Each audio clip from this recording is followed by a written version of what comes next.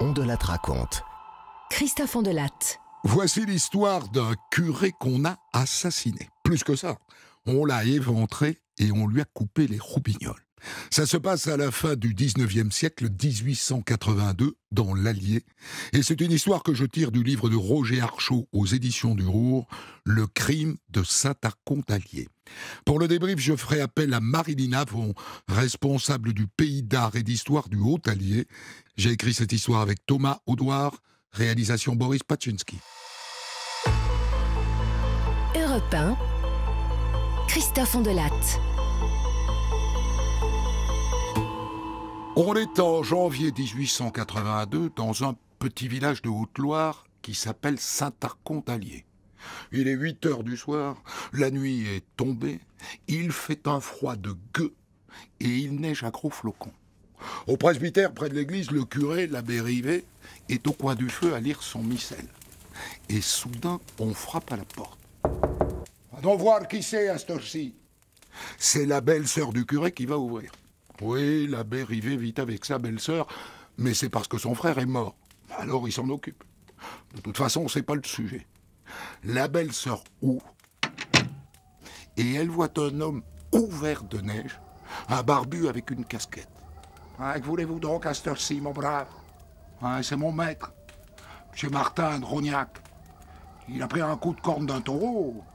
Il est bien amoché. Il passera pas la nuit. Il faudrait que le curé vienne lui donner l'extrême-onction. L'extrême-onction? En pleine nuit? Avec cette neige qui tourne, enfin vous n'y pensez pas. Et donc on rentre cet homme-là, qui se réchauffe. Bonjour monsieur. Vous dites que M. Martin de Rognac est mourant? C'est cela même, monsieur l'abbé. Faudrait que vous veniez tout de suite. Mais bien entendu que je vais venir. Oh, tu ne devrais pas. Avec cette neige, tu vas attraper froid.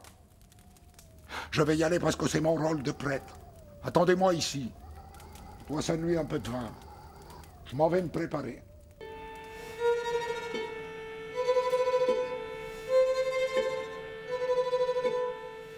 L'abbé Rivet monte dans sa chambre, s'habiller, chaudement, et il revient avec un sac dans lequel il a mis tout son attirail de curé. Son missel, sa Bible, son ciboire, son aupe, son étole, sa croix et son huile sainte. Bref, tout ce dont il aura besoin pour donner les derniers sacrements à ce brave monsieur Martin de Rognac, qu'il ne connaît pas, mais qui est en train de passer de vie à trépas.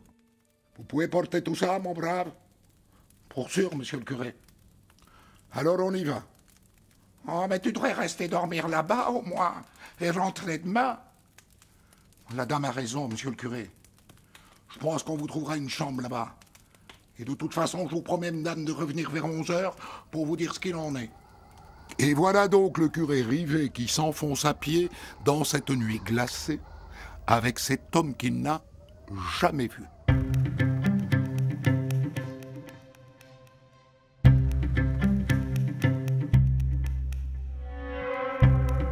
Une heure et demie plus tard, vers 9h30, l'homme est de retour, seul au presbytère. La belle-sœur est à l'étage dans sa chambre, alors elle ouvre un volet. Mais qu'est-ce que vous faites là, mon brave? Et où est donc l'abbé? Il sera là avant minuit. Un domestique va le ramener. Mon maître finalement n'est pas mort et il va beaucoup mieux. J'ai dérangé le curé pour rien. Enfin, je suis venu donc pour vous dire que l'abbé va pas tarder à revenir. Oh, vous êtes tout gelé, mon pauvre. Entrez donc vous mettre au chaud quelques minutes. Je descends vous ouvrir. Oh, mais c'est pas de refus. La belle-sœur descend. Elle ouvre la porte. Personne. Le type a disparu. Et là arrivent les voisins. Avec une lanterne, ils ont entendu du raffut. Alors ils viennent aux nouvelles. D'après ce qu'on a entendu, il y a quelqu'un qui est mort, c'est ça? Et l'abbé est allé lui porter les sacrements, c'est ça? Oui, oui. Enfin non. Finalement, il n'est pas mort et l'abbé va pas tarder à rentrer. Mais restez donc pas là dans le froid. Rentrez vous mettre au chaud quelques minutes. La belle-sœur et les voisins décident d'attendre le curé ensemble.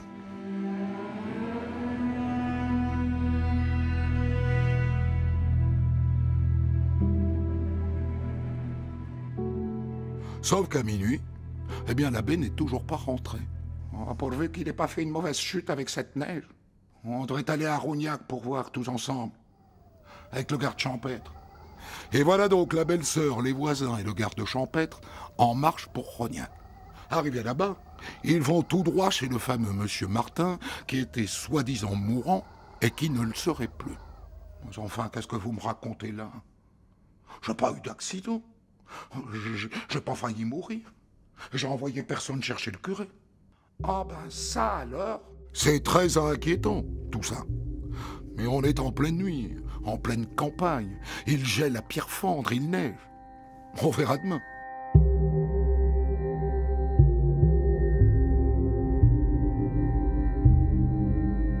Le lendemain matin à l'aube, les paroissiens de l'abbé Rivet se lancent dans une sorte de battue.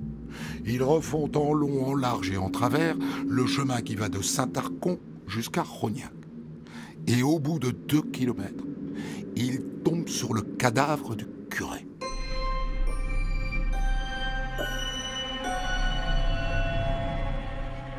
La scène est terrible.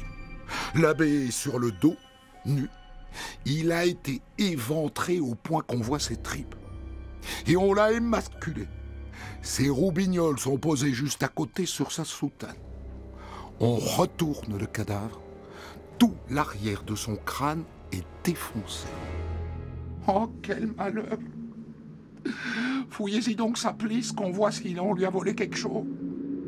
On lui a tout volé. Et notamment sa montre en argent et sa tabatière en corne. Ses poches sont vides. Mais pourquoi donc l'a-t-on massacré pour lui prendre si peu? C'est la bonne question. Et la deuxième, c'est qui? Qui l'a tué?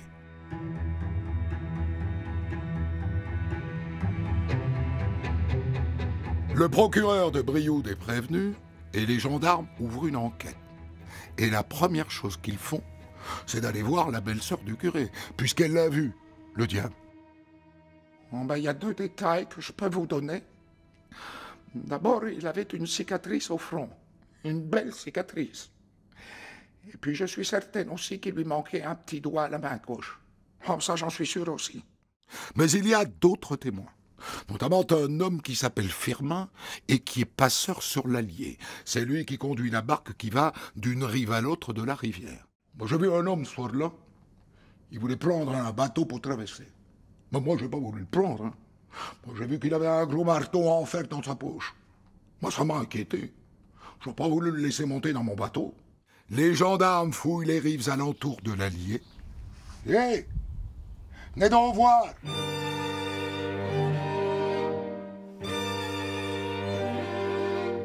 Le voilà, le gros marteau, ou plutôt une masse couverte de sang. L'arme du crime. Enfin, l'une des armes du crime, l'autre étant probablement un couteau qui a servi à l'éventration et à l'émasculation. Mais il y a encore d'autres témoins, et notamment un paysan d'un village d'à côté. J'ai trouvé un homme qui dormait dans l'une de mes granges. J'ai demandé ce qu'il faisait là. Il m'a dit qu'il était en route pour Issy-un-Jour et qu'il aurait trouvé du travail là-bas. Et qu'avec la neige et le froid, il s'était réfugié dans ma grange pour la nuit. Très bien. Autre chose que vous auriez remarqué. À mon avis, c'était un vagabond.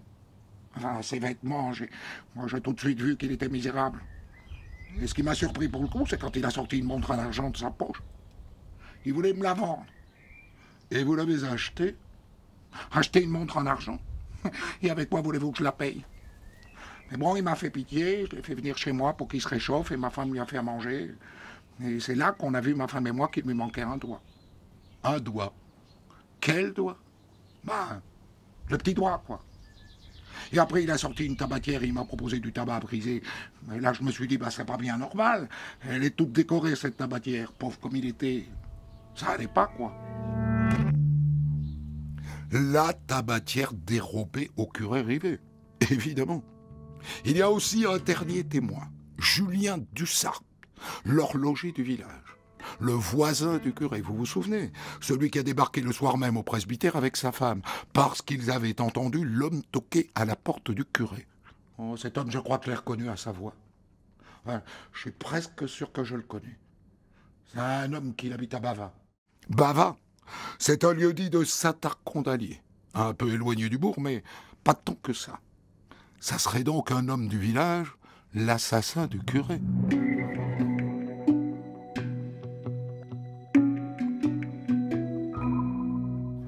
En croisant le témoignage des uns et des autres, et surtout grâce à l'horloger qu'il a entendu parler et qui pense l'avoir reconnu, les gendarmes arrivent vite à un nom. Bon, l'homme s'appellerait Mallet, Pierre Mallet, 35 ans. C'est sa famille qui habite à Bavin. Lui, d'après ce qu'on m'a dit, c'est un vagabond. Et vous savez si aujourd'hui il est à Bavin, chez ses parents? Non. Non, il n'y est pas, je vais vérifier. Donc, il est en cavale.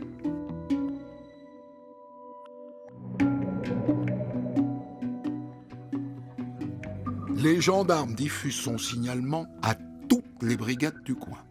Pierre Mallet, 1,58 m, un gros nez, une petite bouche, une fossette au menton et des sourcils épais. Le signalement précise qu'il a fait la guerre de 70 et qu'il a été fait prisonnier par les Prussiens. Et qu'il y a 3 ans, en 1879, il a été de nouveau mobilisé par l'armée, mais qu'il n'y est pas allé. Depuis, il aurait été déclaré insoumis. Et c'est donc pour ça qu'il n'habite plus chez ses parents, à Bavin. Il est en fuite. Assez vite, les témoignages affluent de tout le canton, et même au-delà. Ah ben moi, il m'a dit clairement qu'il avait tué un curé. On s'en est pas caché du tout. Moi, je l'ai recueilli dans un hangar chez moi. Bah, il savait pas où dormir. Ah, moi je connais que je l'ai fait rentrer chez moi pour boire un verre. Il faisait tellement de la peine. Un miséreux. Un miséreux. Oh, si j'avais su. Les gendarmes, naturellement, vont aussi voir sa mère à Bavin. Elle est veuve et elle a déjà un fils en prison. Le gamin a battu sa femme un peu fort. Et où est-il, votre fils Pierre, madame? Mon fils? Bah, de ci, de là, que sais-je, j'ai aucune idée d'où qu'il est. Le gendarme se dit que sans doute elle ment. Mais bon.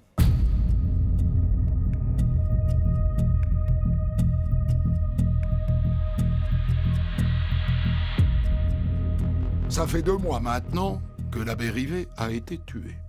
2 mois que les gendarmes courent après ce Pierre Mallet en vain.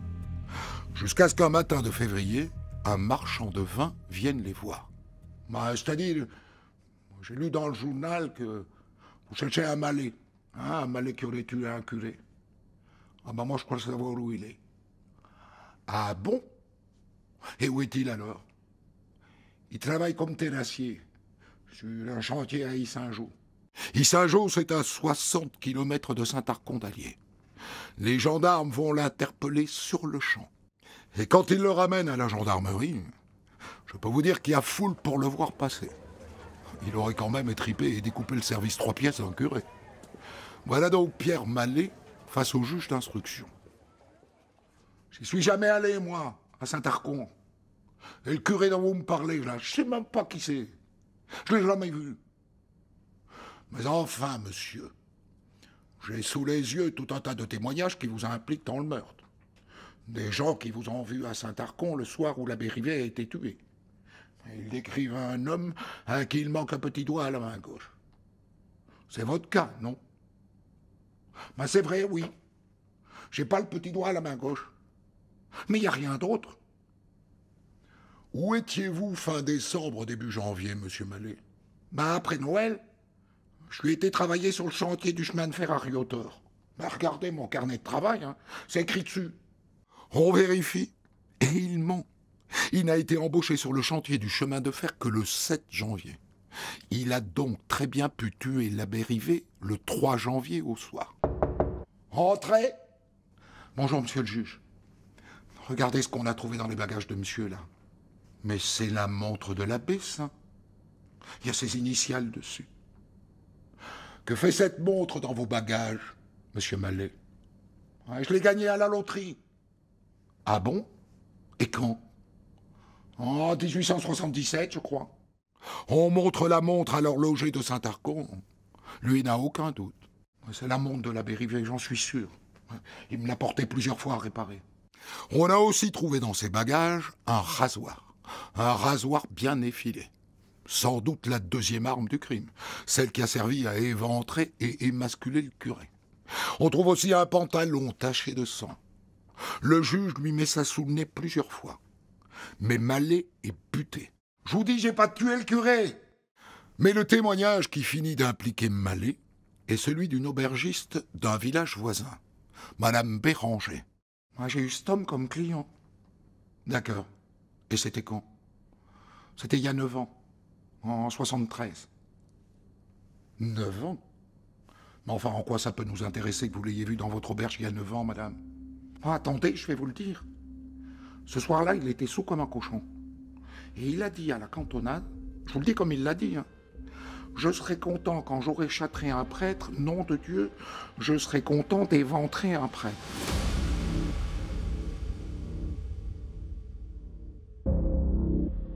Juste ciel. Il traînait donc ce projet fou depuis des années. Et donc ça ne serait pas le vol, le mobile, mais juste l'obsession de châtrer et d'éventrer un curé. Un autre témoin raconte qu'après le crime, quand on a commencé à en parler dans le journal, il a entendu Mallet dire « Tuer un seul curé, oh bon, c'est pas la peine, il n'y a qu'à les tuer tous !» Après ça, le juge n'a aucun doute. Ce Pierre Mallet est celui qui a tué le curé, qui l'a éventré, qui lui a tranché les roustons et qui a dépouillé tout ce qu'il avait. Il le renvoie donc devant la cour d'assises du Puy-en-Velay.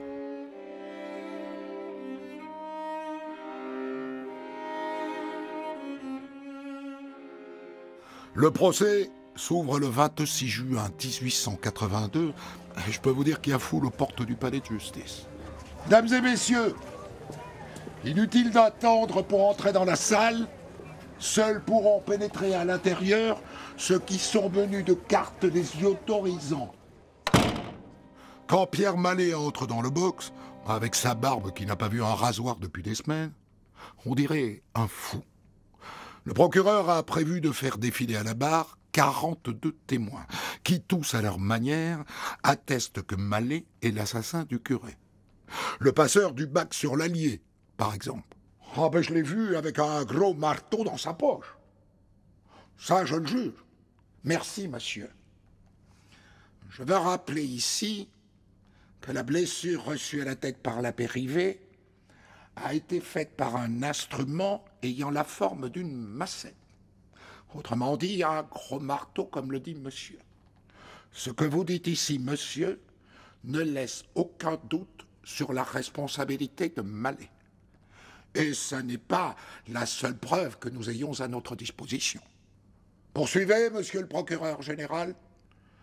Je rappelle que nous avons trouvé dans les bagages de Mallet un rasoir bien effilé, qui est sans nul doute l'arme qui a servi d'abord à éventrer la victime et ensuite à couper son sexe et ses bourses. Monsieur le Président, enfin je ne peux pas laisser dire cela, monsieur le procureur général. Chacun d'entre nous ici a un rasoir bien effilé chez lui. Et cela ne fait pas de nous des assassins. Certes, maître, certes. Mais à la barbe que l'accusé porte devant vous à l'instant, vous observerez que l'accusé ne fait pas grand usage d'un rasoir. C'est l'avocat de Pierre Mallet, maître Monchamp, qui vient d'interrompre le procureur. Mais la barbe de l'accusé n'est pas son seul argument, loin de là. L'axe de sa défense est beaucoup plus politique. Admettons que mon client, ainsi que semblent en attester les nombreux témoins soumis à la cour par le procureur général, soit coupable de ce crime affreux. Admettons. Mais la question se pose de savoir s'il est totalement responsable. Et si les vrais responsables ne sont pas tous ces républicains, cette presse pernicieuse et anticléricale qui vient chaque jour exciter les esprits contre les serviteurs de la Sainte Église catholique. Voici, monsieur le Président, un article paru récemment dans l'un de ces journaux infâmes. Voyez vous-même le titre. « Mutilez-les donc ». Eh bien, monsieur Mallet a entendu cet appel.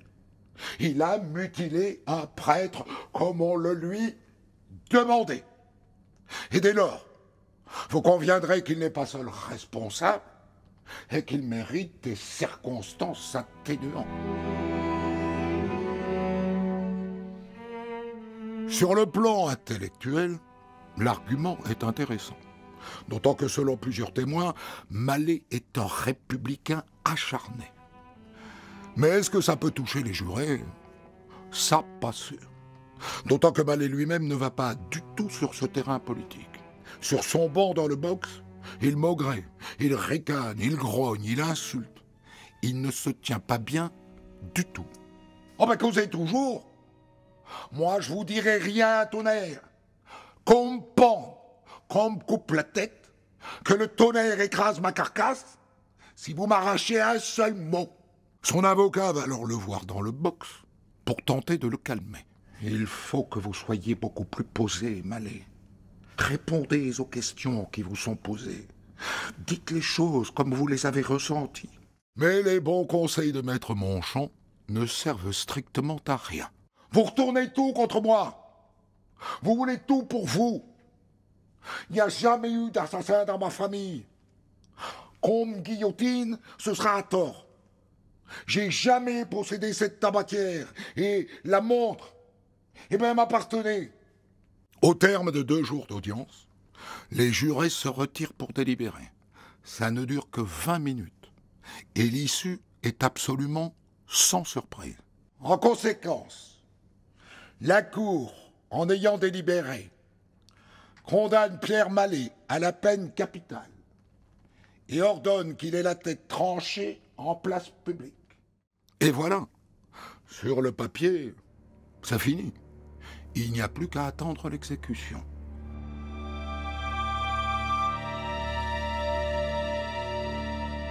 Trois jours plus tard, une nonne se présente au bureau du procureur de la République.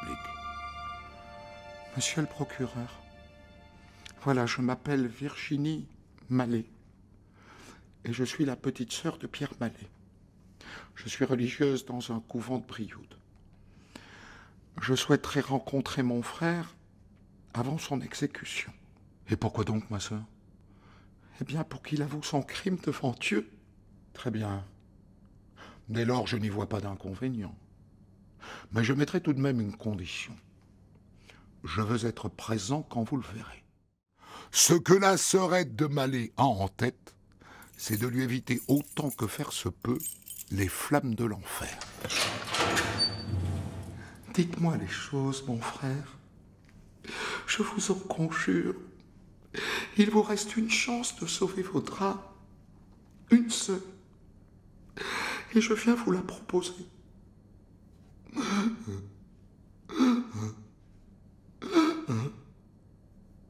C'est pas moi qui ai tué le curé. Mais c'est pas moi qui ai volé sa tabatière et sa montre. Et la masse qu'on a retrouvée, c'est pas non plus celle que j'ai utilisée. La mienne était beaucoup plus grosse. Mais oui, c'est pas moi qui ai tué le curé. Sa nonne de sœur a donc eu ce qu'elle voulait. Dans un coin, le procureur général jubile. Il l'a avoué. Devant Dieu et pas devant la justice, mais peu importe. Jusqu'à l'exécution, tous les jours, sa sœur vient prier avec lui.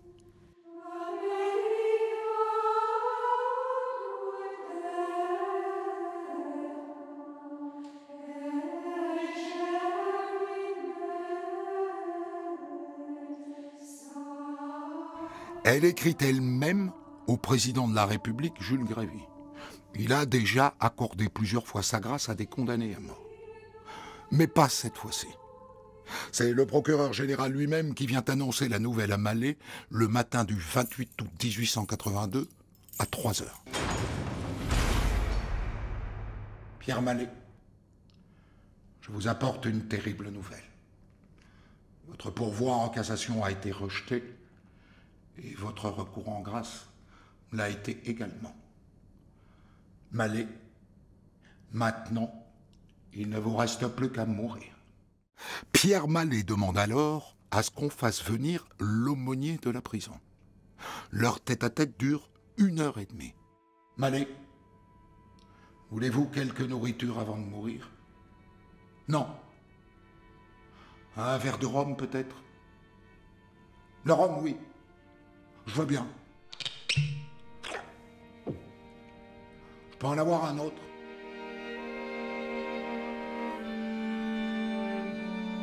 Le prêtre l'accompagne jusqu'au pied de la guillotine, place du Foirail, au cœur de la vieille ville de Puy-en-Velay, juste derrière le tribunal. Il y a un monde fou. Mallet, lui, s'accroche au bras de l'aumônier. Au dernier moment, il se rebiffe. Il ne veut pas y aller. Le bourreau d'Ebler doit le traîner jusqu'à la guillotine. Et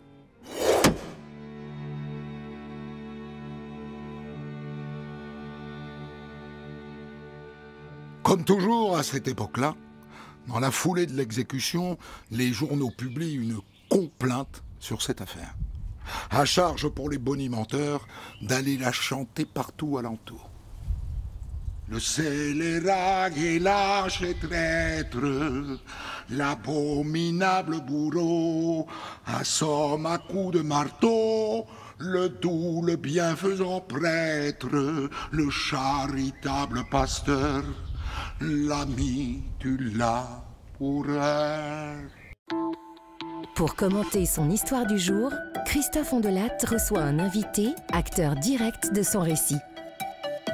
Je vous ai raconté une affaire criminelle du 19e siècle, le meurtre en 1882 du curé du village de Saint-Arcon d'Allier en Haute-Loire, l'abbé Rivet, par un certain Pierre Mallet, condamné à mort et guillotiné. Histoire que je débriefe avec vous. Marilyn Avon, vous êtes historienne et responsable du pays d'art et d'histoire du Haut-Allier. J'ai d'abord envie de vous demander, est-ce que vous connaissiez cette histoire ? Alors évidemment, j'en avais entendu parler, mais c'est vrai que voilà, la retranscription donne un autre élan à l'ouvrage que j'ai eu l'occasion de lire. Elle est connue chez vous en Haute-Loire, cette histoire ? Elle est connue chez nous, elle est bien connue dans la vallée de l'Allier et dans les gorges de l'Allier, puisque ce village de Saint-Arcon est assez emblématique aussi du patrimoine de notre territoire, et c'est des choses qu'on raconte assez régulièrement dans les visites. Donc vous pensez que tout le monde est au courant à Saint-Arcon qu'un curé a été éventré sur un chemin en 1882 ? Alors je pense que c'est quelque chose qui est pour les anciens en tout cas assez encore présent, on va dire. Et les autres devront écouter l'histoire que je viens de raconter, ça leur fera une mise à jour. Effectivement, ils y auront tout intérêt. Alors vous-même, vous connaissez le décor de cette histoire, de l'église donc de Saint-Arcon d'Allier, le presbytère ? Oui, on est dans un de ces villages perchés de la vallée de l'Allier. C'est un lieu qui est assez chargé d'un point de vue religieux, puisque c'était un prieuré qui dépendait d'une abbaye qui est toute proche. Donc on a encore les vestiges effectivement de l'ancien prieuré. Et puis on a l'église de Saint-Arcon qui est plutôt un édifice qui date de l'époque médiévale. Et il y a encore aujourd'hui un attachement très, très fort à ce lieu, à la fois d'un point de vue historique et puis d'un point de vue religieux. Vous, en tant qu'historienne, c'est quelque chose qui vous intéresse, une histoire comme ça, ou alors c'est juste un fait divers qui est finalement déconnecté de l'histoire avec un grand H ? Bien, non, au contraire, c'est plutôt intéressant puisque ça pointe aussi du doigt les mentalités locales, si je puis dire, de cette fin du 19e siècle dans cette région un peu reculée, on va dire, même si le chemin de fer est arrivé depuis quelques années en lien avec par la période du meurtre, mais c'est vrai que c'est quand même quelque chose, la présence des prêtres dans les villages, les presbytères, ils ont un rôle qui était majeur et qui est resté très longtemps très important. Il y a un rapport très particulier du prêtre à la population et on est tout de même dans ce département de la Haute-Loire et en l'occurrence sur notre secteur profondément catholique. Plus qu'ailleurs en France, vous pensez ? Alors plus qu'ailleurs, je ne sais pas, mais c'est vraiment lié là aussi à l'histoire, au passé. Je pense bien sûr à l'évêché du Puy, au pèlerinage de Saint-Jacques-de-Compostelle depuis l'époque médiévale. Et c'est vrai qu'on est un territoire rural, donc qui est principalement des paysans, des cultivateurs. Et c'est vrai que les prêtres, comme les sœurs aussi qui étaient dans ces communautés monastiques, vont avoir un rôle aussi, bien sûr, d'évangélisateur, mais aussi d'éducation, puisque c'est eux qui vont aussi apprendre, on va dire, aux jeunes de ce pays. Donc la religion aussi, les célébrations, tout ça est quand même très très présent, très important. Il faut qu'on explique deux choses sur le Puy-en-Velay. Donc c'est le départ de l'un des 4 chemins de Compostelle. Voilà, effectivement, donc c'est Godescalc, évêque du Puy, qui va lancer en 910 le pèlerinage de Saint-Jacques-de-Compostelle au départ du Puy-en-Velay. Donc ça part de là, quoi. ça part de là. Et puis il y a aussi cette zone aussi du Gévaudan, parce que on n'est pas loin aussi effectivement du pays de Sog, et voilà, la religion a un poids quand même très prégnant sur ce secteur-là à cette période-là. Mais si je puis dire, ça va perdurer et ça l'est encore aujourd'hui, hein. Il faut donc qu'on parle du mobile de ce crime affreux, parce que je dis affreux parce que c'est quand même pas courant qu'un prêtre Oui. soit à la fois éventré et émasculé. Donc il y a deux hypothèses. Il y en a une qu'on formulait pas comme ça à l'époque, mais qui est psychiatrique. On a quand même le sentiment que ce garçon n'est pas extrêmement équilibré, ne serait-ce que par l'allure qu'il présente au procès. Et puis il y a une hypothèse politique, et c'est celle-là que je voudrais évoquer avec vous. Mallet aurait donc tué l'abbé Rivet parce qu'il est anticlérical. Ça colle à l'histoire locale, ça? Alors ça colle à l'histoire locale, et puis ça colle aussi à l'histoire effectivement de l'émergence de cette Troisième République. C'est vrai que comme vous vous l'exprimez aussi dans le récit, on sent effectivement tout l'enjeu aussi de bien cette lutte contre le clergé, ces mouvements aussi qui sont insufflés, mais qui mettent du temps effectivement à rentrer là dans cette campagne profonde, et qui vont transiter justement par un homme comme ce Mallet, qui va partir, hein, d'une certaine manière, et qui va travailler ailleurs, et qui va aussi découvrir sûrement d'autres choses et d'autres façons de penser, hein. C'est-à-dire que vous envisagez l'hypothèse qu'il ait ramené finalement cette idée de bouffer des curés, d'éventrer des curés, de les émasculer, de les châtrer, comme il disait, de ses voyages aux confins de l'Allier. Disons qu'il y a des chances pour que il va sortir effectivement du Cap Fadrial, qui semble pas simple non plus, hein, à la lecture effectivement du récit. Mais c'est vrai que le fait qu'il était employé aussi à la construction des lignes de chemin de fer comme terrassier, il se confronte un peu aussi à cette nouvelle société issue de l'industrialisation, où effectivement les idées anticléricales font quand même bien plus écho qu'au sein de notre population rurale de ces années 1880, en l'occurrence dans la vallée de l'Allier et à Saint-Arcon, hein. C'est intéressant ce que vous dites, c'est-à-dire qu'une forme de modernité arrive non pas par le train, mais déjà par le chantier du train. Oui, effectivement, puisque c'est quelque chose qui va bousculer vraiment ce secteur, hein. La construction, elle s'opère entre les années 1866-1870. Donc on a une amorce aussi d'ouverture, même si on est encore sous le règne de Napoléon III. Mais n'empêche que petit à petit, hein, la construction de cette Troisième République, c'est l'ouverture, c'est l'industrialisation, et ça va toucher en fait nos secteurs en emmenant une nouvelle population, hein, tout simplement, à la fois une population, on va dire, française, mais aussi des étrangers qui vont venir travailler à la construction de la ligne. Et c'est néanmoins un courant assez rare à cette époque-là en Haute-Loire.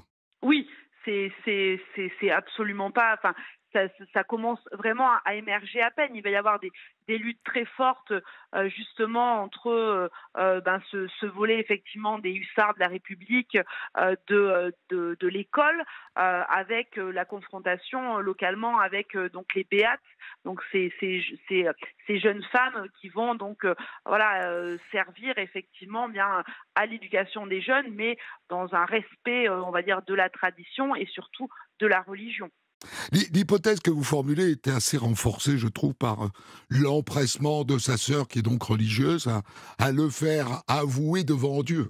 Oui, parce que c'est au regard, on va dire, de cette période-là, ça reste effectivement la présence la plus importante, et c'est au regard plus, on va dire, de Dieu que de la justice qu'il faut qu'il s'exprime en fait, hein. Alors ce qui est intéressant, c'est qu'on voit bien que ce sont des idées modernes qui émergent, la République, mais qu'à côté de ça, on a quand même un type qui n'est pas un intellectuel non plus. Non, ça, on en est bien d'accord. On se doute que... Donc au fond, il s'est approprié l'écume des idées. Oui, je pense, parce que c'est vrai que, alors vous parliez d'écume, donc il a beaucoup écumé aussi les petites guinguettes, les petits troquets pour capter un peu on pourrait dire de manière assez moderne, les brèves de comptoir. Mais c'est vrai que il voit ça en surface.